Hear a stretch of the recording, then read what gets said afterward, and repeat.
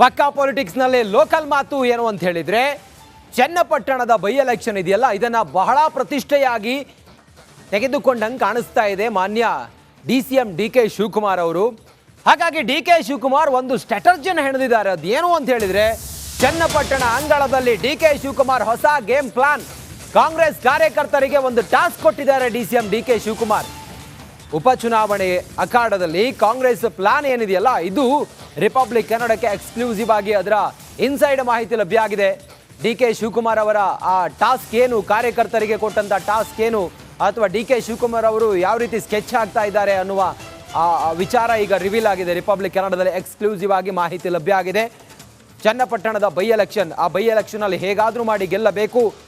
ಕುಮಾರಸ್ವಾಮಿ ಅವರ ಭದ್ರಕೋಟೆ, JDSನ ಭದ್ರಕೋಟೆಯಲ್ಲಿ ಕಾಂಗ್ರೆಸ್ನ ಗೆಲುವಿನ ಪತಾಕೆಯನ್ನು ಹಾರಿಸಬೇಕು ಅಂತೇಳಿ ಹೊರಟಿರುವಂಥ DK ಶಿವಕುಮಾರ್ ಕಾರ್ಯಕರ್ತರಿಗೆ ಒಂದು ಟಾಸ್ಕ್ ಕೊಟ್ಟಿದ್ದಾರೆ.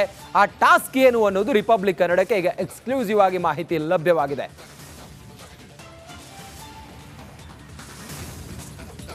DK ಶಿವಕುಮಾರ್ ತಮ್ಮ ಕಾರ್ಯಕರ್ತರಿಗೆ ಕೊಟ್ಟಂತ ಟಾಸ್ಕ್ ಏನು, ದೋಸ್ತಿಗಳಿಗೆ DK ಶಿವಕುಮಾರ್ ಗಾಳ ಹಾಕೋದು ಅಥವಾ ದಾಳ ಹಾಕೋದು.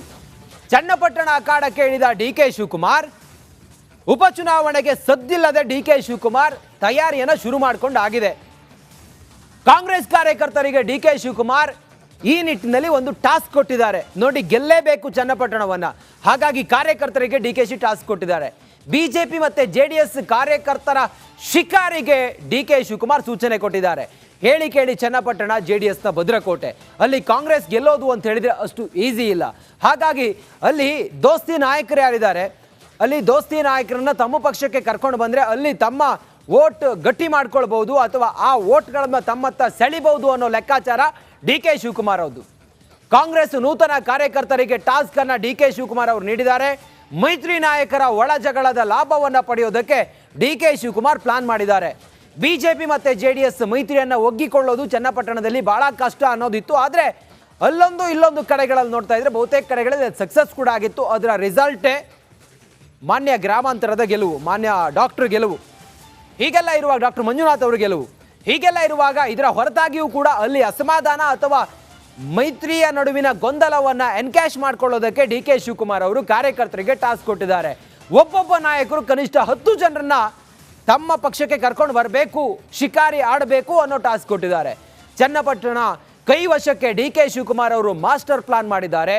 ಅದರ ಭಾಗವಾಗಿಯೇ DK ಶಿವಕುಮಾರ್ ಅವರು ಒಬ್ಬೊಬ್ಬ ಕಾರ್ಯಕರ್ತನಿಗೆ 10 ಜನರನ್ನ ಕರೆದುಕೊಂಡು ನಮ್ಮ ಪಕ್ಷಕ್ಕೆ ಕರ್ಕೊಂಡು ಬರಬೇಕು ಅನ್ನೋದು, ದೋಸ್ತಿ ನಾಯಕರನ್ನ JDS ಮತ್ತು BJPಯ ನಾಯಕರುಗಳನ್ನು ತಮ್ಮ ಪಕ್ಷಕ್ಕೆ ಕರ್ಕೊಂಡು ಬರಬೇಕು ಅನ್ನುವ ಟಾಸ್ಕ್ ಅನ್ನು ಕೊಟ್ಟಿದ್ದಾರೆ. ಇದೆಷ್ಟು ಸಕ್ಸಸ್ ಆಗುತ್ತೆ, ಅದು ಚನ್ನಪಟ್ಟಣದಲ್ಲಿ DKಶಿ ಅವರ ಸ್ಟ್ರಾಟರ್ಜಿ ಎಷ್ಟು ವರ್ಕೌಟ್ ಆಗುತ್ತೆ, ಅದು DK ಶಿವಕುಮಾರ್ ಅವರ ಸ್ಟ್ರಾಟರ್ಜಿ ವರ್ಕೌಟ್ ಆಗಿ ಕಾಂಗ್ರೆಸ್ ಅಲ್ಲಿ ಗೆಲ್ಲುತ್ತಾ, JDS ಭದ್ರಕೋಟೆಯನ್ನು ಛಿದ್ರ ಮಾಡುತ್ತಾ ಅನ್ನೋದು ಈಗಿರುವಂಥ ಯಕ್ಷ ಪ್ರಶ್ನೆ.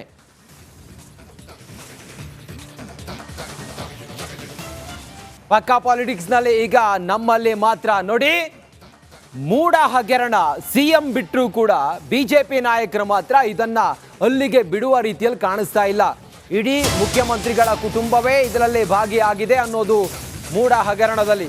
CMಗೆ ಬಿಟ್ಟನೆಂದರೂ ಬಿಡ್ತಿಲ್ಲ ಮೂಡ ಹಗರಣ. ಒಂದು ಹಗರಣದ ಸುತ್ತ ನೂರಾರು ಅನುಮಾನಗಳು, ನೂರಾರು ಪ್ರಶ್ನೆಗಳು, ನೂರಾರು ವಿಚಾರಗಳು ತೆರೆದುಕೊಳ್ತಾನೇ ಇದೆ. ಹಗರಣದಲ್ಲಿ ಅಪ್ಪ ಮಗನ ನಂತರ ಮೊಮ್ಮಗನೂ ಕೂಡ ಎಂಟ್ರಿ ಆಗಿದ್ದಾನೆ, ಭೂಮಿ ಕೊಟ್ಟಿದ್ದಾರೆ. ಹಾಗಾದ್ರೆ ಭೂಮಿಯನ್ನ ಮಾರಿದ್ಯಾರು, ಅಕ್ರಮ ಮಾಡಿದ್ಯಾರು, ಏನೇನಾಯ್ತು? ಇಡೀ ಮೂಡ ಹಗರಣದ ಮೆಗಾ ಎಕ್ಸ್ಕ್ಲೂಸಿವ್ ನಮ್ಮಲ್ಲಿ ಮಾತ್ರ. ಪಕ್ಕಾ ಪಾಲಿಟಿಕ್ಸ್ನಲ್ಲಿ ನಮ್ಮಲ್ಲಿ ಮಾತ್ರ ಮೂಡ ಹಗರಣದ ಮೆಗಾ ಎಕ್ಸ್ಕ್ಲೂಸಿವ್.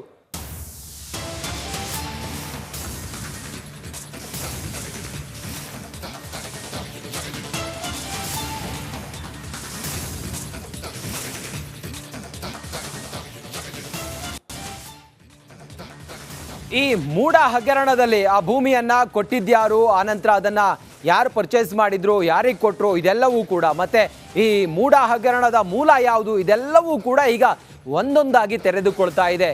ಮುಖ್ಯಮಂತ್ರಿಗಳು ಬಿಟ್ಟರೂ ಕೂಡ ಅವರ ಕುಟುಂಬದ ಸುತ್ತ ಸುಳಿತಾ ಇರುವಂಥ ಈ ಹಗರಣ, ಅವರ ಧರ್ಮಪತ್ನಿ ಸೇರಿದಂತೆ ಅವರ ಕುಟುಂಬದ ಸುತ್ತ ಸುಳಿತಾ ಇರುವಂಥ ಈ ಹಗರಣದಲ್ಲಿ ಯಾರ್ಯಾರು ಭಾಗಿಯಾಗಿದ್ದಾರೆ, ಏನು ಕತೆ ಇದು, ಯಾವಾಗಿಂದ ಈ ಹಗರಣ ಆರಂಭ ಆಗಿದ್ದು, ಭೂಮಿ ಕೊಟ್ಟಿದ್ದು ಮಾರಿದ್ದು, ಇದೆಲ್ಲವೂ ಕೂಡ ಈಗ ಪ್ರಶ್ನೆಯಾಗಿ ಉಳ್ಕೊಂಡಿದೆ.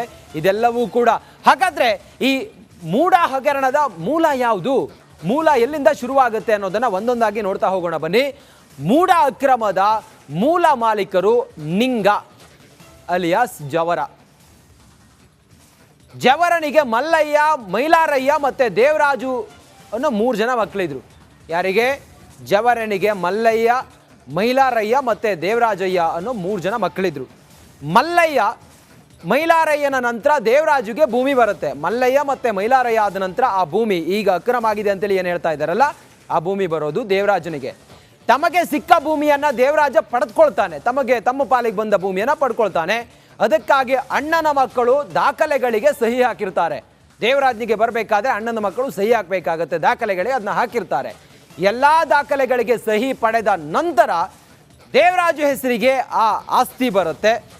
ಆ ಭೂಮಿ ದೇವರಾಜರಿಂದ ಮಲ್ಲಿಕಾರ್ಜುನ್ಗೆ ಮಾರಾಟ ಆಗುತ್ತೆ. ದೇವರಾಜು ಅದನ್ನ ಮಲ್ಲಿಕಾರ್ಜುನ್ಗೆ ಮಾರಾಟ ಮಾಡ್ತಾನೆ. ಈ ಮಲ್ಲಿಕಾರ್ಜುನ ಯಾರು?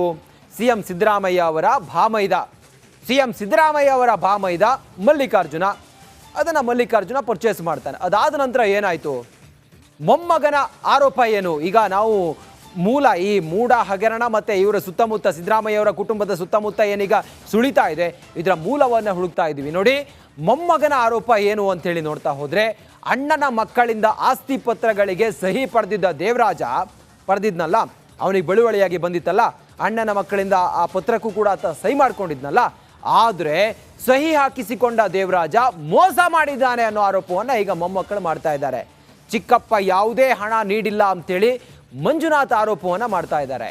ದೇವರಾಜ್ ವಿರುದ್ಧ ಮೈಲಾರಯ್ಯನ ಮಗ ಮಂಜುನಾಥ್ ಈ ದೂಷಣೆಯನ್ನ ಮಾಡಿದ್ದಾರೆ. ನಮಗೆ ಯಾವುದೇ ಹಣ ಕೊಟ್ಟಿಲ್ಲ, ಸೈನ್ ಮಾತ್ರ ಮಾಡ್ಕೊಂಡಿದ್ದಾರೆ ಅಂತೇಳಿ ಹೇಳಿದ್ದಾರೆ ಈ ಮಂಜುನಾಥ. ಹಾಗಾದ್ರೆ ಮಂಜುನಾಥ ಹೇಳೋದೇನು? ಮಂಜುನಾಥನ ಜೊತೆಯಲ್ಲಿ ಯಾರಿಗೆ ಆರೋಪ ಮಾಡಿದ್ದಾರೆ ದೇವರಾಜನ ವಿರುದ್ಧ, ಆ ಮಂಜುನಾಥನ ಜೊತೆಯಲ್ಲಿ ನಮ್ಮ ಪ್ರತಿನಿಧಿ ಮಾತಾಡಿದ್ದಾರೆ, ಚಿಚಾಟ್ ಮಾಡಿದ್ದಾರೆ. ಏನು ಹೇಳಿದ್ದಾರೆ ಮಂಜುನಾಥ್ ಅನ್ನೋದನ್ನ ನೋಡೋಣ ಬನ್ನಿ.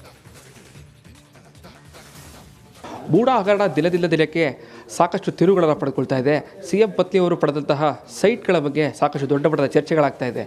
ಅಂದರೆ CM ಅವರ ಭಾಮೈದ ಏನು ಖರೀದಿ ಮಾಡಿದಂತಹ ಮೂಲ ವಾರಸ್ದಾರರಿದ್ದಾರೆ, ಏನು ಜವರ ಅವರ ಮಕ್ಕಳು 3 ಜನ, ಮಲ್ಲಯ್ಯ, ಮೈಲಾರಯ್ಯ ಮತ್ತು ದೇವರಾಜ್ ಅಂತೇಳಿ. ಈಗಾಗಲೇ ಸರ್, ನಿಮಗೆ ಯಾವಾಗ ಈ ಜಮೀನು ಬಂದಿದ್ದು ಮತ್ತು ನಿಮ್ಮ ತಂದೆಗೆ ಎಷ್ಟು ಜನ ಮಕ್ಕಳಿದ್ರು? ಸರ್, ಇದು ನಮ್ಮ ತಾತನ ಹೆಸರಿಗೆ ಜವರಯ್ಯ ಅಂದ್ಬಿಟ್ಟು ಅವ್ರದ್ದು ಮೂಲತಃ ಜಮೀನು. ಅಣ್ಣ ತಮ್ಮ ಅವ್ರ ಮಕ್ಕಳು ಜವರಯ್ಯ, ಮೈಲಾರಯ್ಯ ಮತ್ತು ಮಲ್ಲಯ್ಯ ಅಂದ್ಬಿಟ್ಟದ್ದೆ. ದೇವರಾಜ್ ಅವರು ಸೇರ್ಕೊಂಡು 3 ಜನ ಮಕ್ಕಳು. ಅವ್ರಿಗೆ ಅವ್ರ ನಂತರ ಇವರು ಅನುಭವಿಸ್ತಾಯಿದ್ರು. ಮಲ್ಲಯ್ಯ, ದೇವರಾಜು ಮತ್ತು ಮೈಲಾರಯ್ಯ 3 ಜನ. ಈಗ ಸ್ಟೆಪ್ ಬೈ ಸ್ಟೆಪ್ ಆಗಿ ಅದು ಜಮೀನು ಬಂದಿರೋದು. ಈಗ ಅವರು ಆ ಕಾಲದಲ್ಲೇ ಅವರು ಅಣ್ಣ ತಮ್ಮಂದರಾಗಿರ್ತಕ್ಕಂಥವ್ರು ಮಲ್ಲಯ್ಯನವ್ರಿಗೆ ಜಮೀನದಷ್ಟು ಕೊಟ್ಬಿಟ್ರು. ಜವರ